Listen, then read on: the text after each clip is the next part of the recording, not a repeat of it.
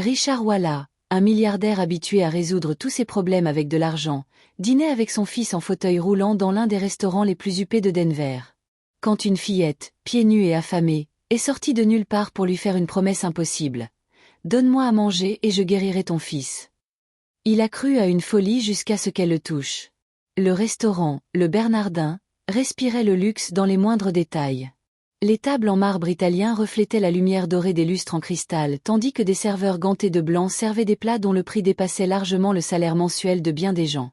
Richard découpait méthodiquement son saumon grillé à $300, indifférent au regard admiratif des autres clients.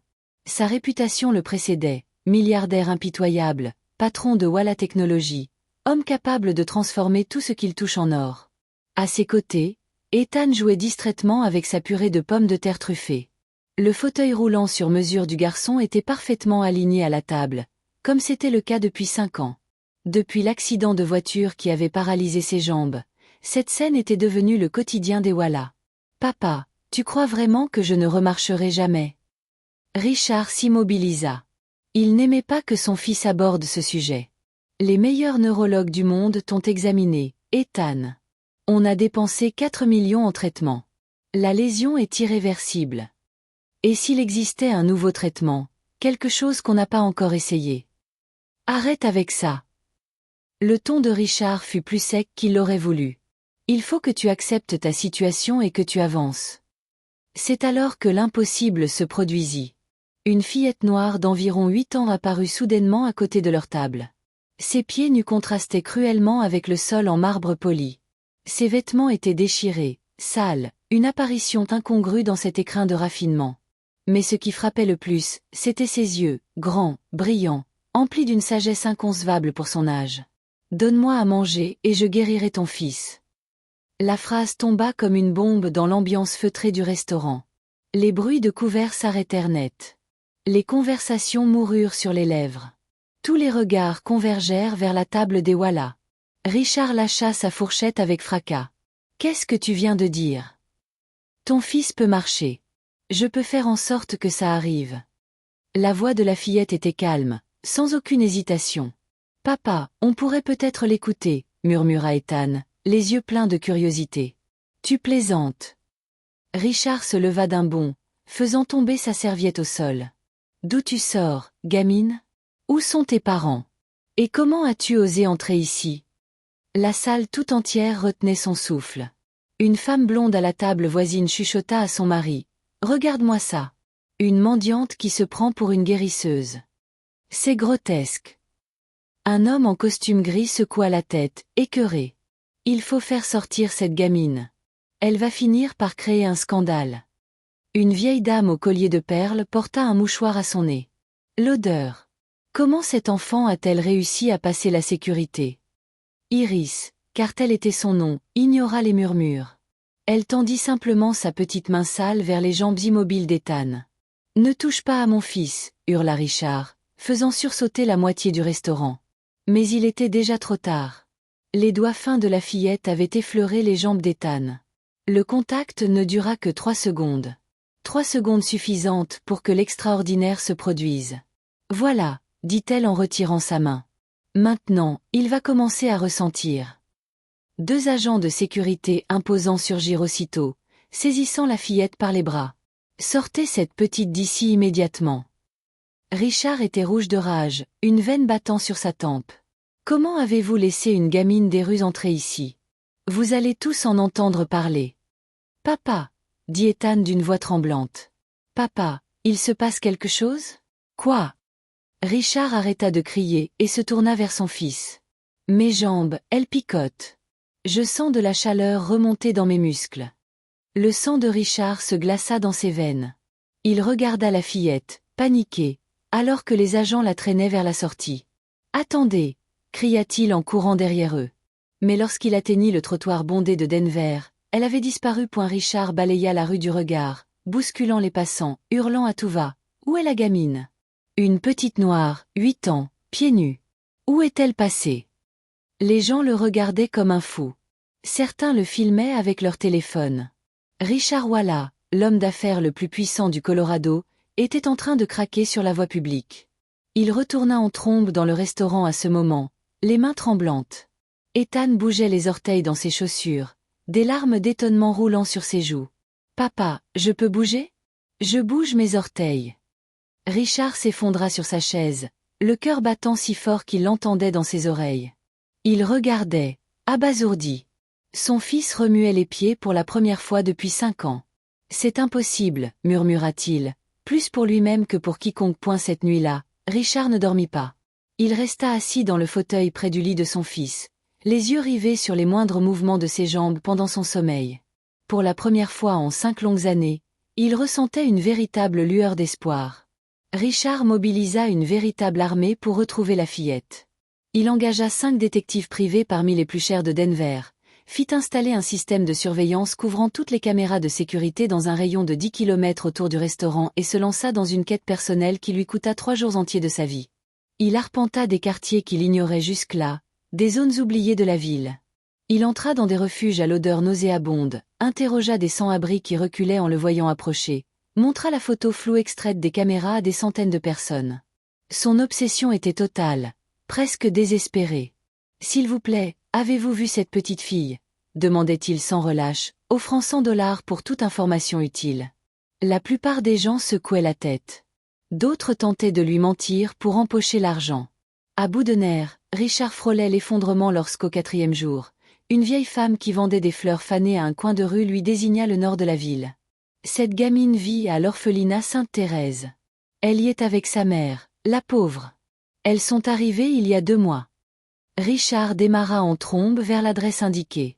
L'orphelinat Sainte-Thérèse était un bâtiment des années 60 aux murs écaillés laissant apparaître la brique, aux fenêtres fissurées, protégé par des grilles rouillées, avec une cour intérieure où quelques enfants jouaient avec des jouets cassés. Il trouva Iris assise seule sous un manguier malingre, traçant des formes étranges dans la terre sèche avec un bâton pointu. Elle ne leva même pas les yeux à son approche. « Je savais que tu viendrais me chercher », dit-elle simplement sans interrompre son dessin. « Qu'est-ce que tu as fait à mon fils ?» Richard s'accroupit devant elle, la voix tremblante d'angoisse. « Maman !» cria Iris, ignorant la question. Une femme noire d'une 30aine d'années sortit alors du bâtiment principal. Elle était maigre à l'extrême, avec de profondes cernes et des cheveux ternes. Mais dans ses yeux brillait encore une dignité farouche qui fit instinctivement reculer Richard. « Vous êtes Richard Walla ?» dit-elle en s'arrêtant à 3 mètres de lui. Ce n'était pas une question. « Oui, c'est moi. Et vous êtes ?» « Angelica Thompson. J'ai travaillé pour votre entreprise il y a 6 ans. » Richard plissa les yeux, cherchant dans sa mémoire. « Je ne me souviens pas de vous. » « Bien sûr que non. » Angelica s'assit à côté de sa fille, caressant tendrement ses boucles crépues. « J'étais juste une femme de ménage parmi tant d'autres. Invisible pour des gens comme vous. »« Angelica, je ne dis rien, » coupa-t-elle sèchement. « Vous m'avez licenciée quand vous avez appris que j'étais enceinte. Vous m'avez regardé droit dans les yeux et vous avez dit qu'une femme enceinte était un poids mort pour la productivité. » Le souvenir frappa Richard comme un coup de poing. Il avait effectivement prononcé ces mots plus d'une fois à plusieurs femmes. « Où vous êtes demandé ne serait-ce qu'une fois ce qu'il m'est arrivé après, à l'enfant que je portais. » Un silence pesant s'installa. Iris continuait de dessiner comme si la tension entre les adultes n'existait pas. « J'étais enceinte de 6 mois quand vous m'avez virée.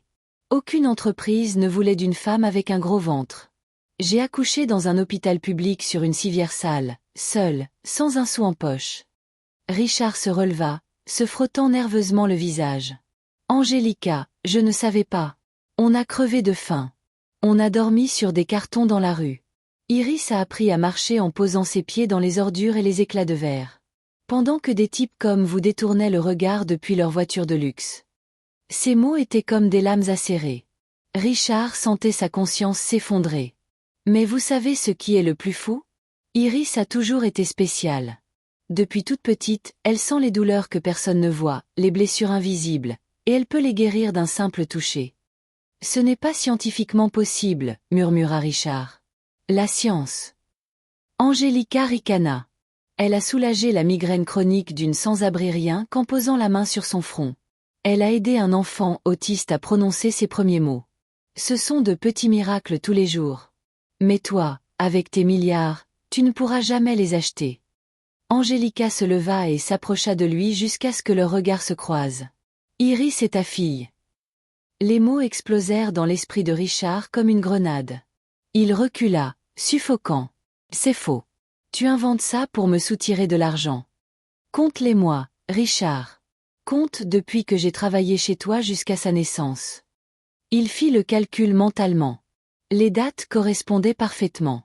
Le sol sembla se dérober sous ses pieds. Non, c'est impossible. Tu veux savoir pourquoi elle a voulu aider ton fils? Dit Angelica en désignant Iris. Elle a toujours su qui tu étais. Elle a toujours su qu'Ethan était son demi-frère. Richard regarda Iris qui leva enfin les yeux de son dessin. L'espace d'un instant terrifiant, il vit son propre regard reflété dans celui de la fillette. « Venez avec moi, dit-il d'une voix brisée. S'il vous plaît. Venez chez moi, je vais tout réparer. » Angelica hésita, scrutant son visage comme pour y déceler une sincérité oubliée. « Ton fils a besoin de moi pour guérir complètement, » dit Iris en se levant et en s'essuyant les mains pleines de terre. « Et toi aussi. » La demeure des Wallace se dressait tel un palais dans le quartier le plus huppé de Denver, 23 pièces, des jardins dignes d'un musée, une piscine olympique reflétant les Rocheuses à l'horizon. Angelica observait tout cela avec un mélange d'admiration et de tristesse. Cette richesse aurait pu changer leur vie à jamais. Iris, elle, semblait totalement indifférente au luxe environnant. Elle monta les marches en marbre en courant comme si elle connaissait chaque recoin, chaque couloir, comme si elle avait toujours appartenu à cet endroit.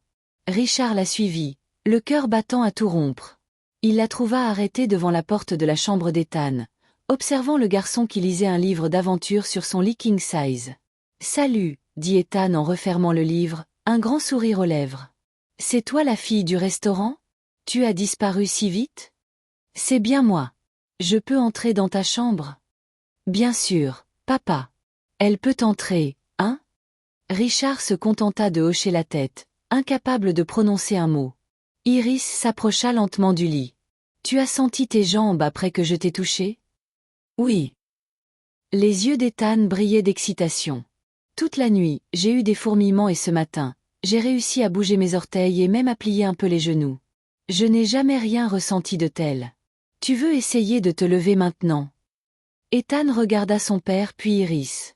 Il y avait de la peur dans ses yeux, mais aussi une lueur d'espoir désespéré. « Je ne sais pas si j'y arriverai, et si ça ne marche pas. »« Ça va marcher, » répondit Iris avec une assurance inébranlable. « Il suffit que tu me fasses confiance. Tu peux faire ça? » Ethan inspira profondément et tendit ses mains. Iris serra ses mains et tenta de se lever. Ses jambes tremblaient violemment. Les muscles endormis depuis 5 ans luttant pour se rappeler comment fonctionner. Mais ils tinrent bon. Il était debout. « Papa !» cria Ethan en lâchant les mains d'Iris et en faisant quelques pas chancelants vers Richard. « Papa, papa, je marche pour de vrai. » Richard ne put se retenir. Il courut vers son fils, tomba à genoux sur le parquet ciré et le serra dans ses bras de toutes ses forces. Des larmes coulaient sans retenue sur son visage, imbibant la chemise d'Ethan. « Merci, » murmura-t-il entre deux sanglots. « Merci, merci, merci. » Iris s'assit calmement au bord du lit, les observant en silence tandis que père et fils pleuraient de bonheur. L'aide est une bonne chose, mais ce n'est pas suffisant, dit-elle après quelques minutes d'une voix bien plus mature que ses 8 ans. Richard releva le visage trempé de larmes. « Qu'est-ce que tu veux dire? Tu dois changer pour de vrai, pas juste pour moi ou pour ma mère, mais pour toutes les personnes que tes choix égoïstes ont blessées. » Ethan regardait tour à tour son père et Iris, sans bien comprendre le poids de ses paroles. « Tu peux offrir tout l'argent du monde, mais tu n'as encore rien donné qui a une véritable valeur, » poursuivit Iris sans ménagement. Richard se sentit comme s'il passait devant un tribunal céleste. « Que veux-tu que je fasse? Commence par faire ce qui est juste, pas parce que je te l'ai demandé, ni parce que j'ai guéri ton fils. Fais-le simplement parce que c'est ce qu'il faut faire. » Richard se releva lentement, aidant Ethan à rester debout sur ses jambes encore tremblantes. « Tu as raison, » admit-il en regardant dans les yeux cette fille qu'il venait à peine de découvrir. « J'ai tant de choses à réparer et tant d'excuses à présenter. » Le siège de Walla Technologies dominait le centre d'affaires de Denver comme une forteresse de verre et d'acier. Ce lundi matin, Richard y entra vêtu d'un simple jean sombre et d'une chemise blanche. Ses directeurs mirent un instant à le reconnaître. En 20 ans, jamais il ne l'avait vu sans un costume à $3000. Je veux la liste complète de tous les employés licenciés au cours des 15 dernières années, annonça-t-il en pleine réunion, déclenchant un silence tendu dans la salle de conférence. Monsieur Walla, balbutia le directeur financier, cela représente plus de 800 personnes. Il nous faudra des semaines. Alors, il vaut mieux commencer aujourd'hui. Durant le mois qui suivit, Richard travailla comme jamais il ne l'avait fait. Il passa personnellement en revue chaque dossier de licenciement, téléphona à des centaines d'anciens employés, fit face à des cris, des insultes, des appels coupés. Beaucoup refusèrent même de lui parler. « Je sais que je ne peux pas effacer le mal que j'ai causé », dit-il à Maria Santos, une mère célibataire licenciée pour s'être absentée afin de soigner son fils atteint de pneumonie. « Mais je peux essayer de réparer d'une manière ou d'une autre. » Maria le regardait pleine de méfiance. « Et pourquoi maintenant, après toutes ces années ? » « Parce que quelqu'un m'a enfin ouvert les yeux. » Richard lui proposa une indemnité de 50 000 $ et un poste au sein de la nouvelle direction des ressources humaines qu'il mettait en place. Maria prit une semaine avant d'accepter. Au sein de l'entreprise, les changements furent radicaux. Richard fit aménager une crèche pour les mères salariées, lança un programme de congés maladie rémunérés, créa des bourses d'études intégrales pour les enfants de tous les employés et investit 2 millions de $ dans des cliniques de rééducation pédiatrique à travers Denver. Les cadres supérieurs protestèrent. « Cela va réduire nos bénéfices de 40%, se plaignit le vice-président. « Alors qu'il en soit ainsi, répondit simplement Richard. Ethan accompagnait souvent son père lors des visites dans les cliniques et les institutions. Il marchait encore avec difficulté, mais sa détermination était impressionnante. Ses pas étaient hésitants, mais il gagnait en force jour après jour. Angelica prit officiellement ses fonctions de directrice des ressources humaines chez Walla Technologies. Le premier jour, elle entra dans ce bureau luxueux qu'elle avait autrefois nettoyé, seule au cœur de la nuit. « Tu es certain de vouloir me confier cette responsabilité ?» demanda-t-elle en s'asseyant dans le fauteuil en cuir qui coûtait plus cher que son ancien salaire annuel. « Tu as toujours été brillante et compétente. C'est moi qui étais trop idiot pour le voir. » Iris, quant à elle, intégra la Denver Academy, l'école la plus prestigieuse de la ville. Le premier jour, Richard l'accompagna personnellement, tenant sa petite main alors qu'il traversait les couloirs ornés d'œuvres d'art. 2 mois et demi plus tard, Richard acheta une maison spacieuse dans le quartier de Cherry Creek pour Angelica et Iris. Rien d'ostentatoire, mais un lieu confortable, sécurisé, avec un jardin où Iris pourrait jouer et étudier en paix. « Elle est vraiment à nous !» s'écria Iris en courant d'une pièce à l'autre, sa voix résonnant dans les murs encore vides. « Elle est entièrement à vous », confirma Richard en l'observant découvrir son nouveau foyer. Le chemin de la rédemption serait encore long, semé d'embûches. Mais désormais, Richard n'était plus seul. Il avait retrouvé sa famille, y compris cette fille extraordinaire dont il ignorait l'existence, et il avait compris la leçon la plus précieuse de toute sa vie. La vraie richesse ne se compte pas en dollars, mais dans la capacité à changer, à aimer et à faire le bien là où il est nécessaire. Si cette histoire vous a touché d'une quelconque manière, laissez un commentaire ci-dessous. Votre avis compte vraiment pour nous. Et n'oubliez pas de la partager avec quelqu'un qui a besoin lui aussi de croire que l'impossible peut devenir réalité.